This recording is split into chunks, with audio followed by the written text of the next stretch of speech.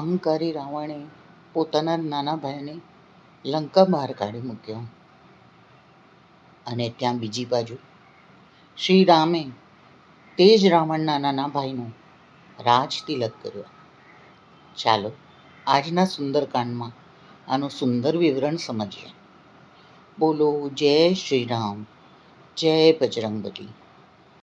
ઉપાસક પર હિત નિરત નીતિ દૃઢ નેમ, તે નર પ્રાણ સમાન મમ જિન્હ કે દ્વિજપદ પ્રેમ. જે સગુણ સાકાર ભગવાનના ઉપાસક છે, બીજાના હિતમાં લાગ્યા રહે છે, નીતિ અને નિયમોમાં દ્રઢ છે, અને જેને બ્રાહ્મણોના ચરણોમાં પ્રેમ છે, તે મનુષ્ય મારા પ્રાણોના સમાન છે. સુનુ લંકેશ સકલ ગુરુ તોરે, તો તે તુમ અતિશય પ્રિય મોરે. રામ બચન સુની બાનર જૂથા, સકલ કહી જય કૃપા ભરૂથા. હે લંકાપતિ સાંભળો, તમારામાં ઉપરયુક્ત સર્વે ગુણ છે, એથી તમે મને અત્યંત પ્રિય છો.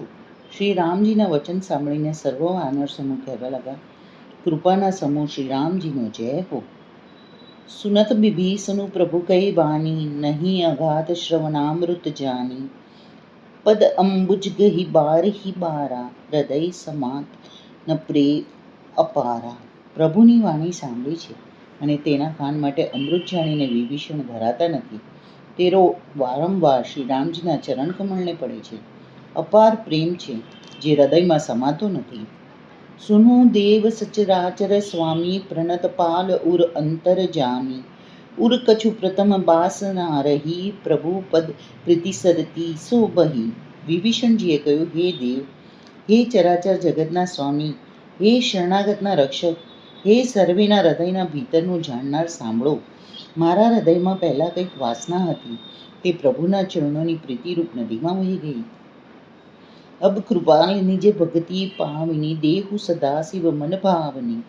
એવ મસ્તુ કહી પ્રભુર નિધારા, માગા તુરત સિંધુ કર નીરા. હવે તો હે કૃપાળુ, શિવજીના મનને સદાય પ્રિય લાગનારી પોતાની પવિત્ર ભક્તિ મને આપો. એવમસ્તુ કહીને રામજીએ તરત જ સમુદ્રમાં જળ માંગ્યું. જદપિ સખા તવ ઈચ્છા નાહી, મોર દરસુ અમોદ જગ માહી. અસ કહી રામ તિલક તેહી સારા, સુમન વૃષ્ટિ નભ ભય અપારા. અને કહ્યું, હે સખા, જો કે તમારી ઈચ્છા નથી, પણ જગતમાં મારું દર્શન અમોદ છે, તે નિષ્ફળ નથી જતું.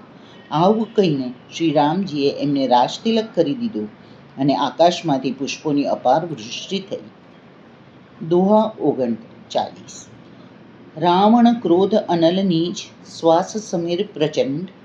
જરત વિભીષણુ રાખ્યો, દિનેઓ રાજુ અખંડ.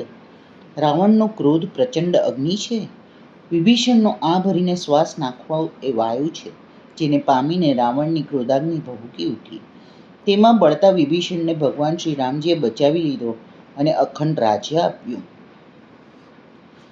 જો સંપત્તિ શિવ રાવણહી, દિની દે દસમાત. સોઈ સંપદા વિભીષણી, સકુચિ દિને રઘુનાથ.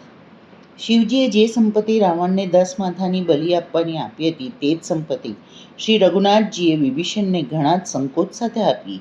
એટલે કે તેમને એમ લાગ્યું કે મેં કંઈ આપ્યું નથી. અસ પ્રભુ છાડી ભજહી જે આના, તે નર પશુ વિન પૂછું બિશાના. નિજ જન જાની તાઈ અપવાના, પ્રભુ સ્વભાવ કપી કુલ મન ભાવા. આવા પરમ કૃપાળુ પ્રભુને છોડીને જે મનુષ્ય બીજાને ભજે છે, તે શિંગડા પૂંછડા વગરનો પશુ છે. પોતાના સેવક જાણીને વિભીષણને શ્રીરામજીએ અપનાવી લીધા. પ્રભુનો સ્વભાવ વાનર કુળના મનને ઘણો ગમ્યો. પુની સર્વજ્ઞ સર્બ ઉરબાસી, સર્બ રૂપ સબ રહિતિ ઉદાસી. બોલે ભચન નીતિ પ્રતિપાલક, કારણ મનુજ ધનુજ કુલ ઘાલક.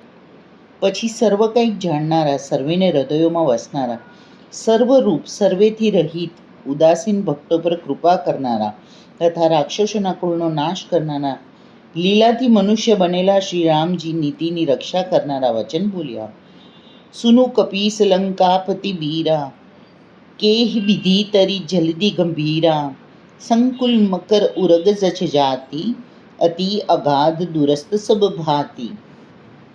હે વીર વાનરરાજ, સુગ્રીવ અને લંકાપતિ વિભીષણ, સાંભળો, આ ઊંડા સમુદ્રને કઈ રીતે પાર કરી શકાય? અનેક જાતિના મગર, સર્પ, માછલાથી ભરેલા આ અત્યંત અગાધ સમુદ્ર પાર કરવો સર્વ પ્રકારે કઠિન છે. કહે લંકેશ સુનો રઘુનાયક, કોટી સિંધુ શોષક તવ સહાયક. જદપી તદપી નિત અસી ગાય, વિનય કરીએ સાગર સન જાય. વિભીષણજીએ કહ્યું, હે રઘુનાથજી, સાંભળો, જો કે આપનું બાણ જ કરોડો સમુદ્ર શોષનારું છે અને શોષી પણ શકે છે, તો પણ નીતિ એમ કહેવાય છે કે જઈને સમુદ્રને પ્રાર્થના કરવામાં આવે. દોહા 50. પ્રભુ તુમાર કુલ ગુરુ જલધી, કહી ઉપાય વિચારી.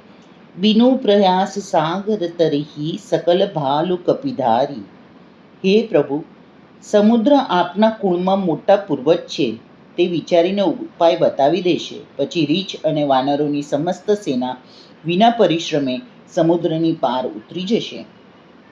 સખા કહી તુમ નિકી ઉપાય, કરીએ દેવ જો કોઈ સહાય. મંત્ર નય લછી મન મન ભાવા, રામ બચન સુની અતિ દુઃખ પાવા. શ્રી રામજીએ કહ્યું, હે સખા, તમે ઠીક ઉપાય બતાવ્યો, આ જ કરવામાં આવે જો દેવ સહાયક થાય. આ સલાહ લક્ષ્મણજીના મનને ઠીક ન લાગી. શ્રી રામજીના વચન સાંભળીને તો તેમને ઘણું જ દુઃખ થયું. નાથ દૈવ કર કવન ભરોસા, શોષી અસિંધુ કરી મન રોસા. કાદર મન કહું એક અધારા, દૈવ દૈવ આલસી પુકારા. લક્ષ્મણજીએ કહ્યું, હે નાથ, દૈવનો શું ભરોસો? મનમાં ક્રોધ કરો અને સમુદ્રને સૂકવી નાખો. દૈવ તો કાયરના મનનો એક આધાર છે. આળસુ લોકો જ દૈવ દૈવ પુકાર્યા કરે છે. સુનત બિહિસી બોલે રઘુબીરા, ऐसे ही करब धरू मन धीरा. अस કહી પ્રભુ અનુજ સુમા જાય, સિંધુ સમીપ ગયે રઘુરાય. આ સાંભળીને શ્રી રઘુવરજી હસીને બોલ્યા, આવું જ કરીશું, મનમાં ધીરજ રાખો. એવું કહીને નાના ભાઈને સમજાવીને પ્રભુ શ્રી રઘુનાથજી સમુદ્રની સમીપે ગયા. પ્રથમ પ્રણામ કિની સિરુનાઈ, बैठे पुनि तट दर्भ डसाई. जब ही विभीषण प्रभु पई आए, पाछे રાવણ દૂત પઠાય. તેમણે પહેલા શીશ નમાવીને પ્રણામ કર્યા, પછી કિનારા પર દર્ભ પાથરીને બેસી ગયા. અહીં જ્યારે વિભૂષણ પ્રભુની પાસે આવ્યા હતા, ત્યારે જ રાવણે એમની પાછળ દૂત મોકલ્યા હતા. દોહા 51. સકલ ચરિત તિન દેખે, ધરે કપટ કપી દે. પ્રભુ ગુણ હૃદય સરાહી, શરણાગત પરની. કપટથી વાનરનું શરીર ધારણ કરી તેમણે સર્વ લીલાઓ જોઈ. તેઓ પોતાના હૃદયમાં પ્રભુના ગુણોની અને શરણાગત પર એમના સ્નેહની પ્રશંસા કરવા લાગ્યા.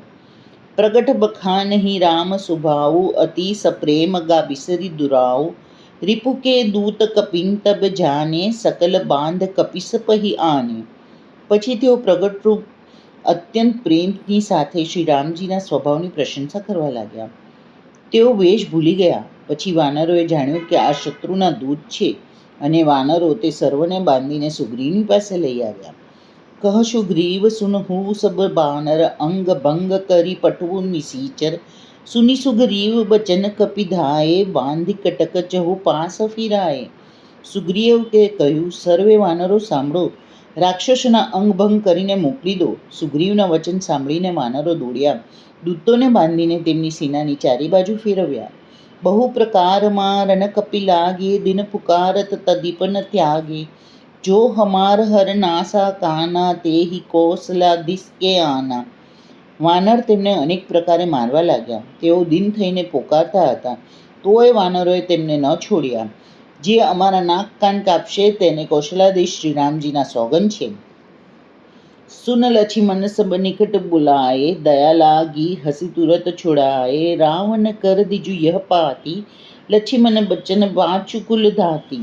આ સાંભળી લક્ષ્મણજીએ સર્વને નિકટ બોલાવ્યા. તેમને ઘણી દયા આવી, જેથી હસીને તેમને રાક્ષસોને તુરંત જ છોડાવી દીધા. રાવણના હાથમાં ચિઠ્ઠી આપજો અને કહેજો કે કુલઘાતક લક્ષ્મણના શબ્દોને વાંચો. કાલે જોઈશું લક્ષ્મણે શું કે સંદેશો રાવણને મોકલ્યો હતો. તમને જો સુંદરકાંડનું આ વિવરણ ગમ્યું હોય તો કૃપા કરીને ચેનલને લાઈક કરજો અને સબસ્ક્રાઈબ કરજો. ચલો, કાલે ફરી પાછા મળીશું. બોલો જય શ્રી રામ, જય બજરંગબલી.